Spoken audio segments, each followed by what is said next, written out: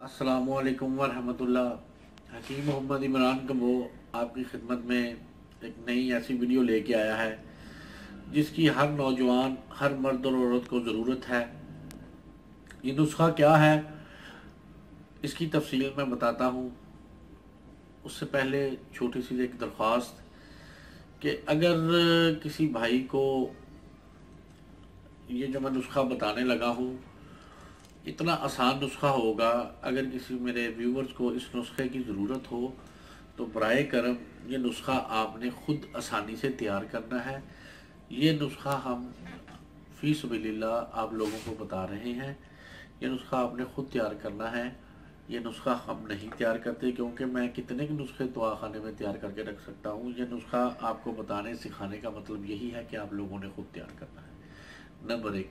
Number दो, इसके अलावा अगर किसी भाई को मर्दाना कमज़ोरी या इस कबील का कोई दूसरा मर्ज़ हो, उसके हवाले से हमारे पास पूरे कोर्सेज मौजूद हैं जो मुकम्मल इलाज करते हैं। तो इसलिए बराह करम हमारे से रब्ता कोई टेक्निकल या कोई ऐसा मेडिसिन के लिए ही रब्ता करें जो आप खुद नहीं तैयार कर सकते, हम वो भेज दें। ये छोटे छोटे नुस्खे जो मैं बताता हूँ, टोट के बताता हूँ, ये आप लोगों ने खुद तैयार करने हैं। एक और छोटी सी दरख्वास्त, हमारे चैनल को सब्सक्राइब करें ताकि हमारी हर वीडियो सबसे पहले आप तक पहुंचे। ये नुस्खा मैं आपको वीडियो शुरू होते ही कहा था कि हर मर्द और औरत को ज़रूरत है। वो किस लिए? ये नुस्खा मैदे को इस तरह का मजबूत बना देता है कि लकड़ हजम, पत्थर हजम वाली बात है। उसके बाद खून साफ करता है, भूख बढ़ाता है। उसके अलावा आपको अगर कब्ज़ हो वो भी दूर करेगा। उसके अलावा अगर पेट में बच्चों के कीड़े हैं वो भी दूर करेगा। चेहरा का रंग पीला है, भूस पड़ी हुई है, वो भी दूर करेगा। और इसके अलावा जो लोग मर्दाना कमज़ोरी का इलाज करते हैं और उनका मैदा ख़राब है, ब्लड जो है वो साफ़ नहीं है, वो भी ये नुस्खा इस्तेमाल करें अपना मर्दाना कमज़ोरी का इलाज कराने से पहले। इंशाल्लाह अल्लाह के फजल से मैदा ऐसे हो जाएगा जैसे जनाब अभी समझ लेंगे वो 0 मीटर वाला हिसाब हो जाएगा। उसके अलावा इस नुस्खे का जो सबसे बड़ा फ़ायदा जो मैं बताता हूँ कि चेहरे का रंग साफ, शफाफ और सुर्ख कर देता है। ये मेरा आज़मूदा नुस्खा है।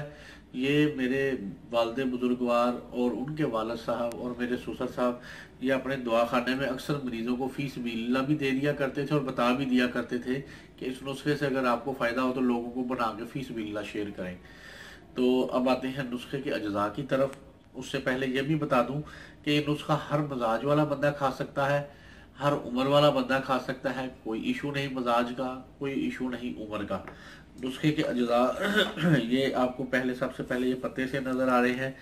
ये हमारे घरों में किसी दौर में ये दरख्त आम लगा होता था। आपने ये करना है, जब ये पंसारी से खरीदें, इसका नाम है नीम। नीम के पत्ते हैं, नीम। ठीक है जी, ये घरों में आम लगी होती है। अगर ये हिंदी जो मेरे इंडिया के व्यूवर्स हैं, इसको हम नीम कहते हैं उर्दू में। इसका हिंदी में जो नाम होगा ये आप कमेंट्स में लिख दें ताकि दूसरे लोग भी पढ़ सकें। अगर किसी को इसका अरबी नाम आता हो वो कमेंट्स में अरबी नाम लिख दें ताकि लोग जो है इसके बारे में, इसके फ़वाइद से या इसकी जो चीज़ें हैं इसको ख़रीदना चाहते हो दूसरे मुल्कों में, अगर किसी को इंग्लिश नाम का पता है वो इंग्लिश नाम लिख दे। तो मुझे जिन जिन नामों का इल्म है वो मैं आपको बता सकता हूँ। इसके अलावा मैं दूसरी ज़ुबानों में मैं नहीं जानता क्योंकि मेरा इल्म में नहीं है। अगर किसी दोस्त को अपनी अपनी ज़ुबान में, अगर किसी को पश्तो में इसका नाम आता है वो पश्तो में लिख दे, किसी को सिंधी आता है तो सिंधी में कमेंट्स में लिख दे ताकि लोगों का भला हो। नीम, नीम के पत्ते हैं। जब ये आपने पंसारी से खरीद लेना, ये तिनके साफ चुन लेने हैं। तिनके चुन लेने, तिनकों की ज़रूरत नहीं है। तिनके जो है ना ये टानियाँ बरीक बरीक, ये मतलब आपने साफ कर लेनी है। सिर्फ ये पत्ता यूज़ करना है। उसके बाद ये है गुलाब के फूल, खुशक गुलाब के फूल। अंग्रेजी में इसे रोज़ कहते हैं। ठीक है जी। अरबी और अपनी ज़ुबानों में जिन जिन को आता है वो नाम कमेंट्स में लिख दें ताकि दूसरे लोग फ़ायदा उठाएं। तीसरी चीज़ है सौंफ। ये सौंफ आम, ठीक है, आम है। तो फ्यूनल सीड कहते हैं इसे इंग्लिश में, और दूसरी ज़ुबानों में पश्तो, सिंधी, हिंदी, हर जुबान में जिन लोगों को इल्म है वो कमेंट्स में इनका नाम लिख सकते हैं ताकि लोगों को इसके नामों का पता चले। ये कितनी मिकदार में लेनी है, अब इसकी मिकदार की तरफ आते हैं। ये आपने बराबर वजन लेनी है, किसी भी वजन में आप बराबर तीनों चीज़ें ले सकते हैं। फ़र्ज़ किया अगर आपने ये 100 ग्राम ली है, ये भी 100 ले लें, ये भी 100, यानी जितनी एक चीज़ लेनी है वजन में उतनी ही तीनों चीज़ें लेनी है। ठीक है जी, ये आपको इन तीनों चीज़ों की मिकदार पता चल गई कि किस निस्बत से आपने लेनी है, तीनों बराबर वजन लेनी है। अच्छा जी, अब आते हैं इसकी तरीका तैयारी की तरफ। इसको तैयार कैसे करना है?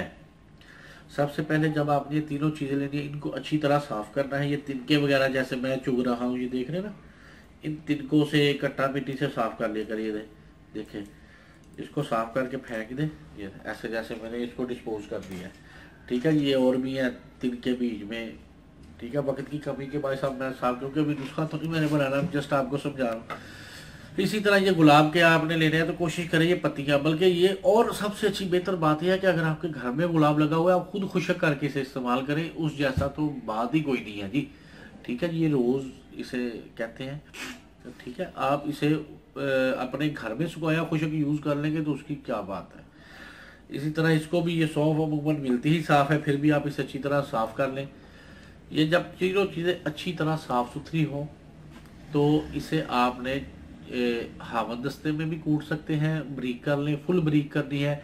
अगर हावन दस्ते में नहीं कर सकते तो आप ग्राइंडर में भी पीस सकते हैं। इसे अच्छी तरह सफ़ूफ बना लें। सफ़ूफ बन जाए तो आपने इसको किसी शीशे के बर्तन में, किसी प्लास्टिक की एयर टाइट बोतल में आपने इसको महफूज कर लेना है। ठीक है जी, तरीका तैयारी समझ आ गई। अब इसके बाद अगला स्टेप है तरीका इस्तेमाल, इसे यूज़ कैसे करना है।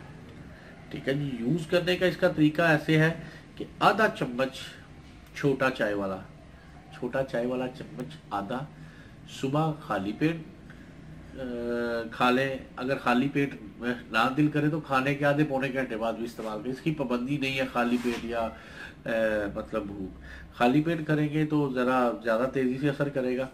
उसके बाद दोपहर के खाने के आधा घंटा बाद भी आप पानी के साथ इसे लें, चौथाई चम्मच। इसी तरह आधा चम्मच छोटा और बड़ा चौथाई चम्मच होगा। और इसी तरह आपने रात को खाने के भी बाद आप आधे घंटे बाद आप इसे छोटा आधा चम्मच, बड़ा चौथाई चम्मच, यानी आप छोटे चम्मच का ही चाय वाले का हिसाब रख ले, आधा चम्मच आपने पानी के साथ इस्तेमाल करना है। 40 दिन के बाद ऐसे कमाल दिखा देगा आप सोच नहीं सकते।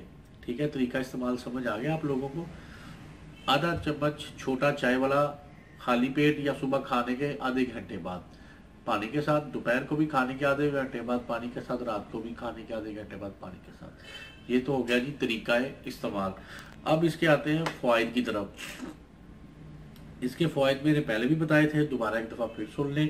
इसके फ़वाइद ये हैं कि ये मैदे को लकड़ हज़म, पत्थर हज़म वाली बात कर देगा, ब्लड साफ़ कर देगा। जिन लोगों के चेहरे पे भूस पड़ा हुआ है, रंग पीला है, इंशाल्लाह अल्लाह के फर्ज से रंग सुर्ख हो जाएगा। जिनका रंग सांवला है, ब्लड की सफाई ना होने की वजह से अमूमन चेहरे पे भूस पड़ जाता है, रंग सांवला सा हो जाता है, इस नुस्खे को 40 दिन इस्तेमाल करें, इंशाल्लाह चेहरे पे नई ताजगी, नई ब्लड की सर्कुलेशन होगी। उसके अलावा जिन लोगों को भूख कम लगती है, भूख में इजाफा होगा, खाना खाने को दिल करेगा। कब्ज और रात को नीम गर्म पानी के साथ आधा चम्मच छोटा चाय वाला नीम गर्म पानी के साथ लें, इंशाल्लाह सुबह खुल के अजाबत होगी, खुल के पखाना वगैरह आएगा।